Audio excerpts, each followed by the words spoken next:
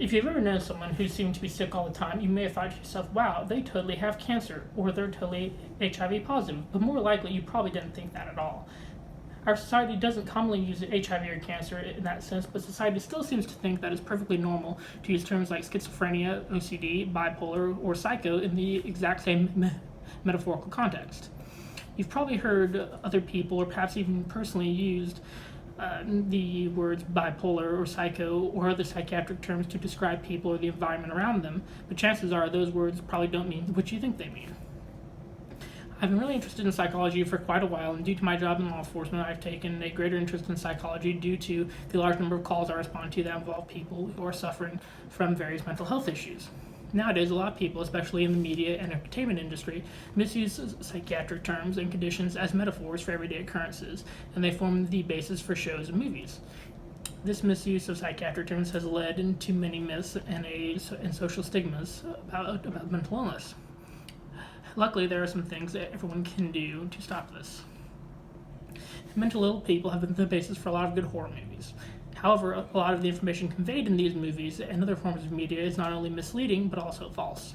According to a 2011 BBC article, OCD, bipolar, schizophrenia, and the misuse of mental health terms, a 2007 study found that all the references to schizophrenia or schizophrenic in the U.S. national press, 28% of them were metaphorical. However, only 0.02% of all references to cancer were metaphorical. You can see this also in the UK national press, which was 11%, Germany at 58%, and Switzerland at 31%. And this is the national press, not just the tabloids. In a 2009 article, Margarita Tartakovsky points out that the opening scenes of the TV show Wonderland, a man with schizophrenia goes on a shooting spree in Times Square and then goes into a hospital where he stabs a pregnant physician in the stomach. This characterization of mental health brings up a couple of myths that I will discuss. In the article, Schizophrenic is the New Retarded, Patrick House defines schizophrenia as the way that our society is coming to use it, which is contradictory or antagonistic qualities or attitudes. This definition of schizophrenia seems a lot more like the Dr. Jekyll, Mr. Hyde multiple personality disorder than actual schizophrenia. Actual schizophrenia, in reality, mainly consists of delusions, hallucinations, and disorganized thought patterns. When asked why the entertainment and media don't properly present mental health information, Dr. Robert Berger, the professional psychiatric consultant for the show Wonderland, said people aren't interested in watching somebody with mental illness go to a self-help group or counseling.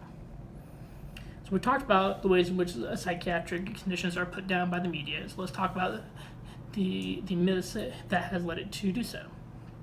There are many misconceptions about mental illness that have sprouted from the media and their misuse of diagnostic psychiatric terms. One myth about people with mental illness, according to the Psych Central article, is that they tended to be violent or have very little regard for the law. In the Schizophrenic is the New Retarded article, a 2003 survey found that 61% of all Americans think the people who have schizophrenia are likely to be dangerous, whereas in reality, people with schizophrenia are very rarely ever violent. According to studies done by the Massachusetts General Hospital's Department of Psychiatry, when stories about mentally ill people are featured in the media, dangerousness and criminal acts are the most common themes associated with those stories.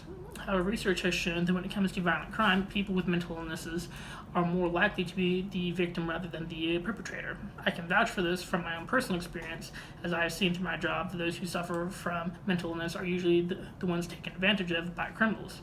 I've also found that people who suffer from schizophrenia are more likely to be scared and frightened by situations than just out of their minds violent. Many people also believe that depression and other mental illnesses are simply caused by chemical imbalances in the brain. This misconception is largely driven by the pharmaceutical drug advertisements that show someone being depressed, then they go to their doctor and get a prescription, and now they're perfectly happy. While chemical neurotransmitters in the brain are undoubtedly an important contributing factor for mental illness, they are not the sole cause. The idea that taking a pill once a day will cure someone of their mental illness is clearly ridiculous, because there are other factors such as genetics and environment that need to be considered in the treatment as well. So now let's discuss the stigma that exists around mental disorders.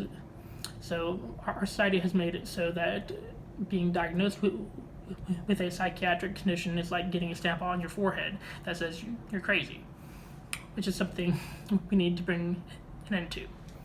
A stigma is defined as a sign of disgrace or discredit that sets a person apart from others.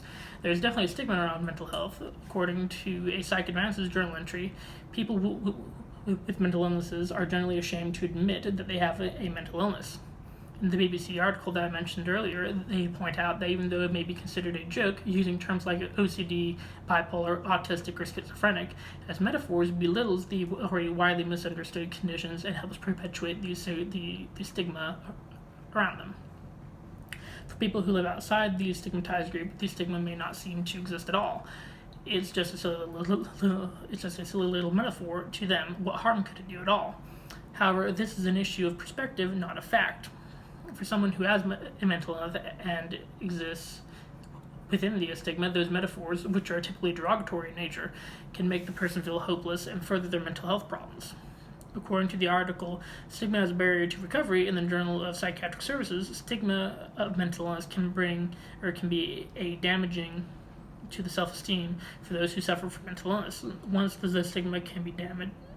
Since the stigma can be damaging to people's self-esteem, it can also be detrimental to their treatment and recovery as well. Take depression, for example. One of the main symptoms is low self-esteem. When someone is diagnosed with depression, they can cause that person to become even more depressed because of the stigma that is associated with it and how society perceives them. There are a couple things that we can all do to help put an end to these misconceptions. First, you need to realize that everyone, including you, can help spread misconceptions about mental health. Second, be cognizant of your own biases so you don't accidentally pass them on to other people. Also, make some effort to gain some accurate knowledge regarding mental illnesses, because ignorance is not bliss. It is actually the root of many issues when it comes to mental health. Finally, try to be more empathetic towards people with mental illness. Try to put yourself in the shoes of someone who has a mental illness and how you would act in certain situations. So today we've talked about how media and entertainment misrepresent mental health terms and conditions, the myths that it has led to, and the stigma that it has created, and how we can work to end it. Using psychiatric terms as misplaced metaphors has found its place into our everyday vocabulary. We hear it in the media and in casual conversations. But it needs to stop because because it has caused too many myths around and a stigma around mental health as well. Just remember, you never call your sick friend such an AIDS patient, so don't call people a psycho or schizophrenic just because they did something you don't agree with or because they have a problem that needs to be addressed through mental health help.